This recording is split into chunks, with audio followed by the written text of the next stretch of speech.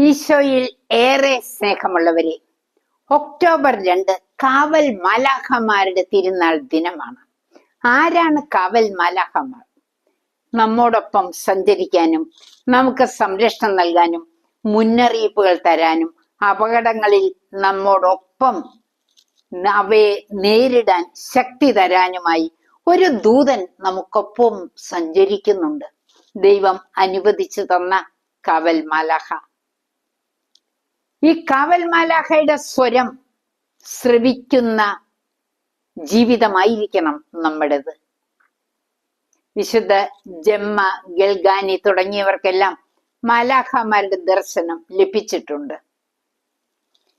മത്തായിയുടെ സുവിശേഷം 18-ാം അധ്യായം 10-ാം തിരുവചനം, ഈ ചെറിയവരിൽ ആരെയും നിന്ദിക്കാതിരിക്കാൻ നിങ്ങൾ സൂക്ഷിച്ചു കൊള്ളുവിൻ. സ്വർഗത്തിൽ അവരുടെ ദൂതന്മാർ എന്റെ സ്വർഗസ്ഥനായ പിതാവിന്റെ മുഖം എപ്പോഴും ദർശിച്ചു കൊണ്ടാണ് ഇരിക്കുന്നത്.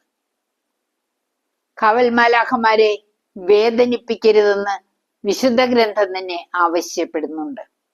പ്രിയപ്പെട്ടവരെ, ഒരിക്കലും ഒറ്റപ്പെട്ടതല്ല നമ്മുടെ ജീവിതം. നമ്മോടൊപ്പം കൂട്ടായി ഏത് പ്രതിസന്ധികളിലും ഈ മാലാഖയുണ്ടായിരിക്കും. കാവൽ മാലാഖയോട് പ്രാർത്ഥിക്കാം. ഈ കൂട്ടുകാരനെ നമുക്ക് ബഹുമാനിക്കാം. നന്ദിപൂർവം ആ ദൂതനെ ആദരിക്കാം.